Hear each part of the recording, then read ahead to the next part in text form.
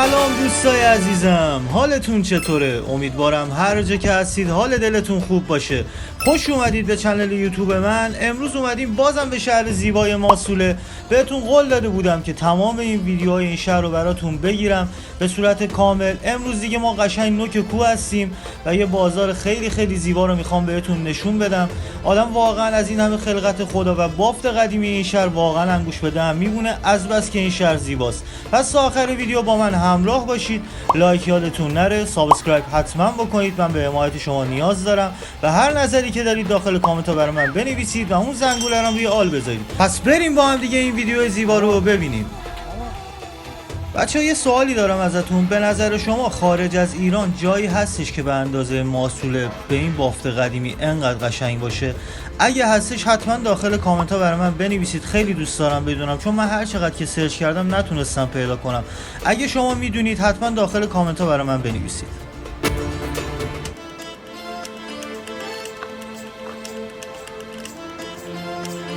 خب دوستای عزیزم، ما الان این قسمت سومی هستش که تو این شهر زیبای ماسوله هستیم، داریم براتون فیلمبرداری میکنیم. بهتون قول داده بودم که تمامش ویدیوهای ماسوله رو براتون بذارم و بگیرم و امیدوارم که دوست داشته باشید، چون انقدر این شهر زیباست که با یکی دوتا ویدیو واقعا نمیشه حل کرد و تایم ویدیو ما یه خورده کمتر کردیم، چون واقعا کسی حوصله‌اش نمیکشه بخواد 25 دقیقه 30 دقیقه بخواد ویدیو رو ببینه. ما الان 3 تا پارت 10 دقیقه‌ای براتون درست کردیم، امیدوارم که دوست داشته باشید. و یه پارت دیگه هم مونده، اونم میخوام از ورودی این شهر و از طبقات پایینتر این شهر براتون بگیرم که دیگه کلا چیزی از شهر ماسوله نمونه و بریم به شهرهای دیگه زیبای ایران. بچه‌ها یه خواهشی ازتون دارم، اونم اینه که واقعا اگه شما نباشید منم نیستم. ازتون میخوام حتما پیج من رو به دوستاتون و آشناهاتون معرفی بکنید، حتما دکمه لایک رو بزنید، سابسکرایب بکنید. ما الان نزدیک 70% کسایی که دارن ویدیو رو میبینن اونایی هستن که هنوز سابسکرایب نکردن، پس حتما سابسکرایب رو بکنید، خیلی به پیج من کمک میکنه. ممنونم که همیشه از من حمایت میکنید. مرسی ازتون.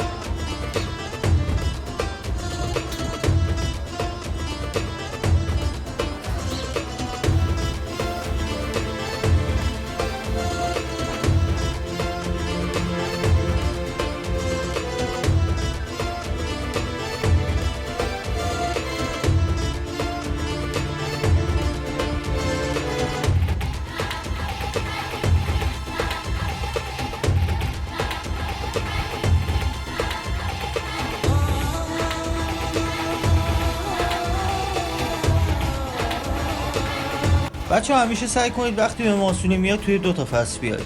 یه دونه اول اردیبهشت که توی بهار میشه، یه دونه اول پاییز که توی مهر میشه. به غیر از این صورت اگه توی این ماهای دیگه بخواید بیاید هم واقعا اذیت میشید، هم هوا انقدر گرمه یا انقدر هوا سرده یا انقدر خیسه اینجا که اصلا نمیتونید بیاید خودتون ببینید. اصولا هم توی زمستون خیلی کمتر مردم میان، چون به خاطر اینکه این بازاراش زیاد باز نیستن، خود محلی‌ها اینجا هم زیاد نمیتونن بیان چون انقدر لغزنده است.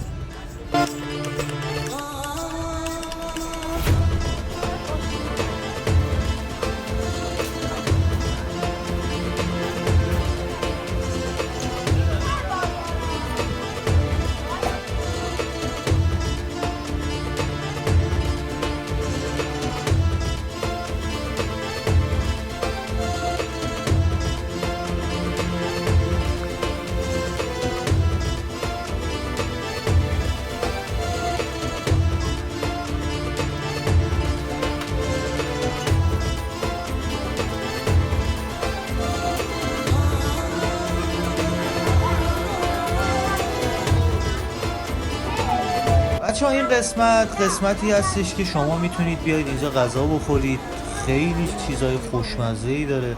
من دیگه از غذا خوردن دیگه فیلم نگرفتم براتون، ولی واقعا حتما اومدید اینجا حتما تست بکنید، خیلی خوشمزه است.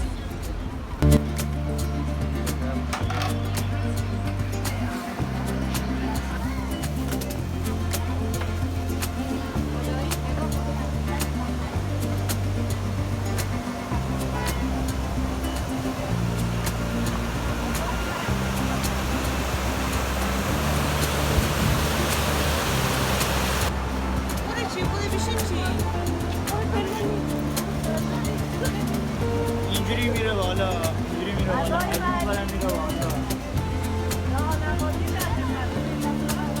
کلا ماشین هم اینجوری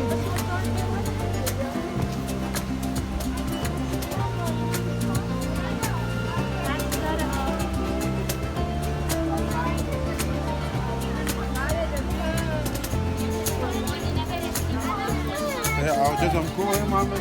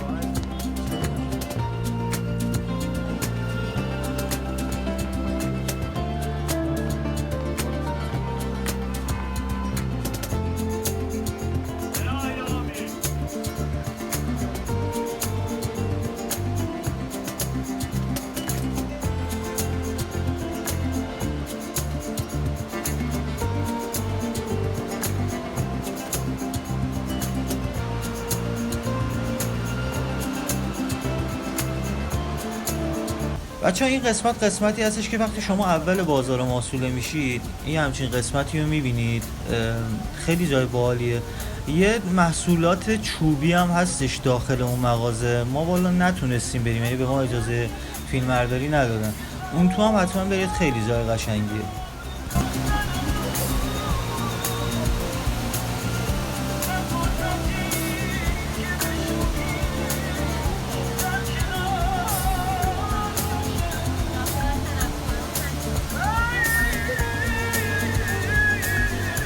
بچه‌ها خیلی ممنونم که تا اینجای ویدیو با من همراه بودید. حتما دکمه لایک رو بزنید، از من حمایت بکنید. تا ویدیو بعدی مراقب دلای زیباتون باشید. دوستتون دارم.